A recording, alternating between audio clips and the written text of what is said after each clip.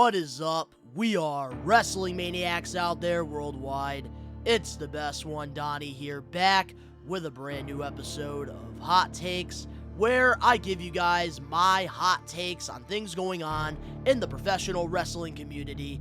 But if you're not a We Are Wrestling Maniac yet already, and you're not a part of the thousands of subscribers, the best way to support us is by hitting that subscribe button now, turning on the post notifications, videos be coming out of nowhere like an RKO, and of course you already know, the grind is real. And on the We Are Wrestling talk show that airs every Saturday here on the channel, we pretty much covered all the AEW and WWE stuff that happened, but there has been some things that happened. There was some stuff that happened during Impact's Hard to Kill pay-per-view event that took place on Friday the 13th that I have not covered yet, and I figured with hot takes, I can give you guys my takes on, what happened at Hard to Kill. And I first want to, say that I do not watch Impact Wrestling. I would watch the product if I had access to Access TV, but unfortunately, I don't have access to it. But every time I go on wrestling Twitter, I'd be looking at videos, pictures of, the things that happen at these Impact Wrestling pay-per-views, and they really seem like they're very watchable and enjoyable. And it really makes me want to start watching Impact Wrestling again. And hopefully, Impact, they can continue to increase their audience and they can continue, trying to get maybe a better TV deal where we can have more access to watching the product. But we have a couple returns, debuts in Impact Wrestling where I want to give you guys my takes on it. So, the first return that we saw during Impact Wrestling's Hard to Kill, we saw the debut of Santino Marella, who is, a former WWE superstar. He did a lot of comedy stuff with the product during the PG era at that time. And a few months ago, this was reported that Santino Marella was going to Impact Wrestling because Impact actually got the trademark for his original name in WWE, Santino Marella. And I actually did watch, the Santino Marella debut. And I gotta say, I actually really like what they're doing with him here. It doesn't seem like he's going to be he ain't gonna be in the ring wrestling. He's gonna be doing more authority stuff backstage. And I think that Santino Marella, this is a perfect opportunity for him to really, show some of that comedy stuff that he showed in WWE, but bringing it to Impact. Because for me, I feel like Impact Wrestling has a great roster. They put on great banger matches. I think they got some underrated talent on that roster, like Anthony Green and, Speedball Mike Bailey. I think one thing that they do lack is characters, and I think Santino Marella, is going to bring that to Impact Wrestling. And I know if I'm going to be watching Impact Wrestling, a Santino Marella segment will definitely, make me laugh, and it will not be one of those stupid freaking mystery things on who killed who, or the freaking Impact House, whatever that freaking thing was. Because at times, Impact Wrestling be so entertaining and so good, and then they do some stupid shit, like with Eric Young getting killed. That was stupid shit, because we all know Eric Young's not actually dead, and it came off very corny. It reminded me of something that would, happen on WWF in, 1995 or 1996. But I feel like Santino Marella, this is going to be a great position for him. I can't stand Scott D'Amore, so if we can have him less on Impact and have Santino Marella on there, as the Authority, the DOA, Director of Authority, I think that this is something different, and as a fan, I'm actually generally excited to see what Santino can do, because I remember being a kid, I loved watching Santino Marella in WWE. Every superstar there was so many great superstars back then, and they focused on the show. What happened in the ring took care of itself. I have enjoyed tag team wrestling more now than I ever have in my entire life. And I think a lot of it has to do with AEW, tag team matches, especially the pay-per-views. Those crowds back then, wrestling fans were wrestling fans. With old school wrestling, the only thing I criticize is the pace of matches. I think when it comes to old school, it's, for me, a little too slow. Characters, on the other hand, they're on a whole nother level. You could see your hands a little too close. Honestly, I would rather take the belt that I'm wearing on my pants. I'd rather be representing that than the fucking the new WWE Championship, okay? New episodes of Old School versus New School air every Monday only on We Are Wrestling.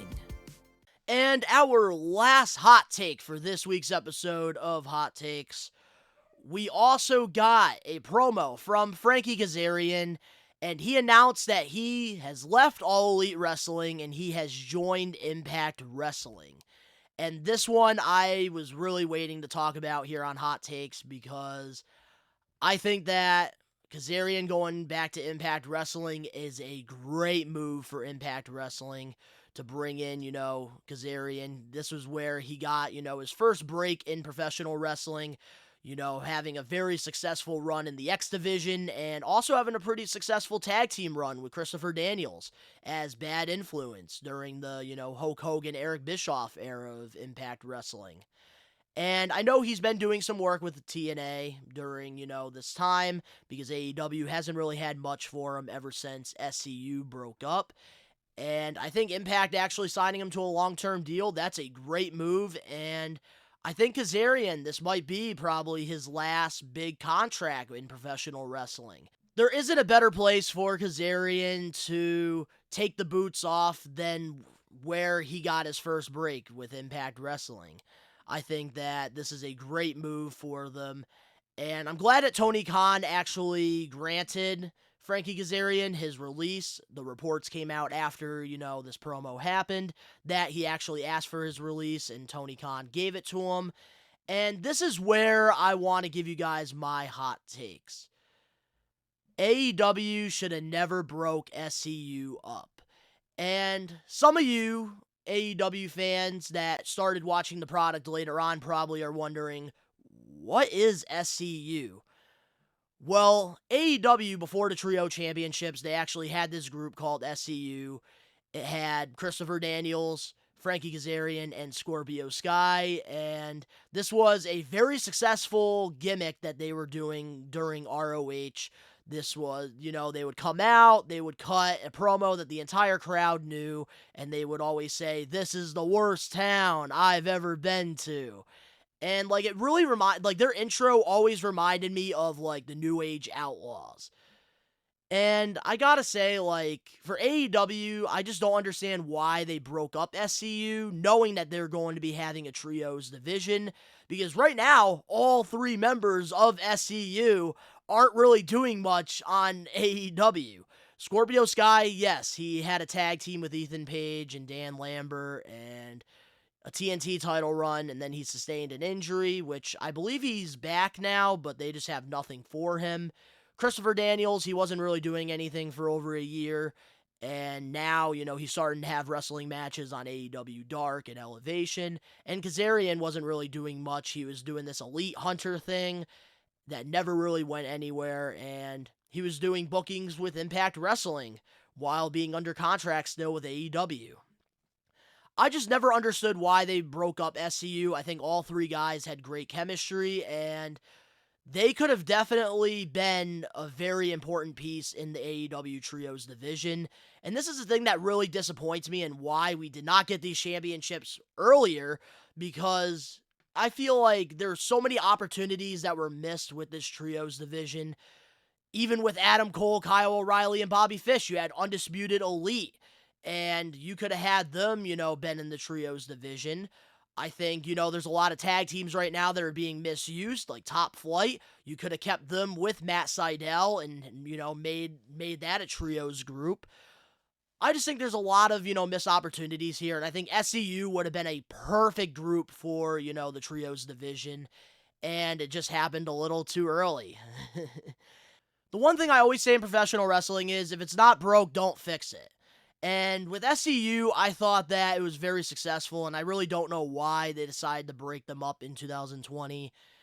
I think that they could have definitely been, still a great trios group, and unfortunately, they broke them up too early, and now I think AEW definitely lost a great veteran in Frankie Kazarian. But I'm glad that he's going to be working for Impact Wrestling, where we know he's going to be utilized correctly, and he's going to be booked a lot better than he was in AEW. But I do think that this was, a huge loss for Tony Khan, and I think SCU should have definitely reunited. I don't see why they didn't. They could have definitely came up with a way for the group to get back together. But unfortunately, that can't happen now because Frankie Kazarian is gone. Just like Undisputed Elite. They can't, be together because Bobby Fish is gone. So, let me know in the comment section below how you guys feel about Impact acquiring Frankie Kazarian and Santino Marella. Should I watch Impact Wrestling? Let me know in the comment section below. If you guys enjoyed this week's episode of Hot Takes, make sure to smash that like button now. If you're not a We Are Wrestling Maniac yet already, subscribe, turn on the post notifications. The links are down in the description below. You can go follow me on my social medias. And if you want to go check out my personal channel, Best One Donnie, new videos are being posted every other day on that channel. I'm doing wrestling figure unboxings, I'm doing Nickelodeon reactions, Funko Pop videos, toy collection, toy hunt videos, all the fun stuff over on my second channel. All the links down below. And of course, to all the We Are Wrestling Maniacs out there worldwide, we are taking over.